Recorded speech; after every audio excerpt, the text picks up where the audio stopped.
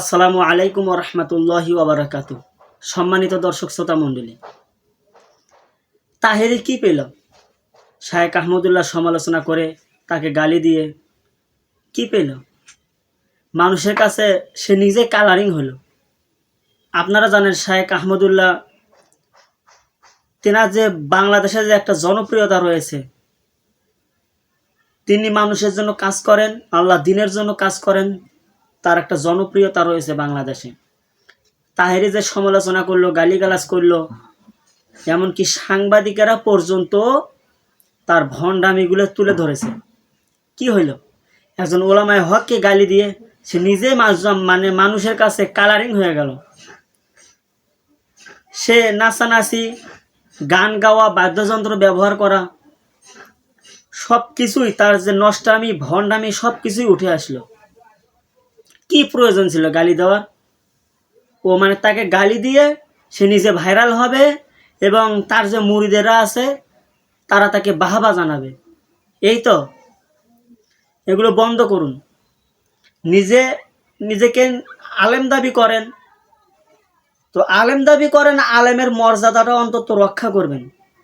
কিন্তু আপনি যখন নিজে হয়তো আপনার সাথে একটা মেলে না, সে বলে আপনি আলেম ওলামাকে গালিগালাজ করবেন, এটা আপনার মুখে শোভা পায় না। আপনি কেন গালিগালাজ করবেন? আল্লাহ তাআলা আপনাকে হেদায়েত দান করুন। তো আপনি যে গালিগালাজ করলেন, মানুষের কাছে কি পেলেন? কালারিং হয়ে গেলেন নিজেই। শায়েখ আহমদুল্লাহ তিনি বাংলাদেশে যে জনপ্রিয়তা পেয়েছেন, তিনি মানুষকে এমনভাবে দিন শিক্ষা দিচ্ছেন, মানুষ আল্লাহ দ্বীনের প্রতি আকৃষ্ট হচ্ছে, মানুষ ইসলাম সম্পর্কে জানতে পারতেছে। আর আপনাদের লেকচারে কি পাওয়া যায়? গান বাজনা পাওয়া যায়। একটা যখন গান লেখেন, ওই গানটা লিখতে হয়, এর সময় যায়, গানটা মুখস্থ করতে হয়, তার সময় যায়, এটা ব্যাখ্যা বিশ্লেষণ করতে, গবেষণা করতে তার সময় যায়। এই যে সময়গুলো অপচয় না করে আপনার তো কোরআন সুন্নাহ গবেষণা করে সঠিক মাসালাগুলো তো মানুষকে দিতে পারেন।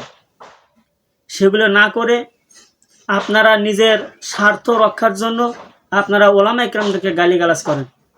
এই জন্য এগুলো থেকে বিরত থাকবেন। আল্লাহ তাআলা বোঝার তৌফিক দান করুন। এবং সাধারণ মানুষকেও বলবো আমি যে আপনারা তাদের এই সমস্ত বিষয়গুলো দেখে হুমড়ি খেয়ে পড়বেন না। একটা জিনিস আগে বুঝবেন, এই জন্য জিনিসগুলো যাচাই বাছাই করার দরকার। আর গিয়াসউদ্দিন তাহেরি তার লেকচার থেকে বিরত থাকবেন, তার কারণ মানুষকে শিরিক শেখায়, বেদাত শেখায়, মানুষকে ইসলামের সহিহ আকীদা থেকে দূরে সরায়। এই জন্য এদের লেকচার থেকে বেঁচে থাকতে হবে। আল্লাহ তাআলা যেন আমাদেরকে বিষয়গুলো বোঝার এবং আমল করার তৌফিক দান করেন এবং ওলামায়ে হকদের পক্ষে তৌফিক দান করেন, থাকার তৌফিক দান করেন। আমিন।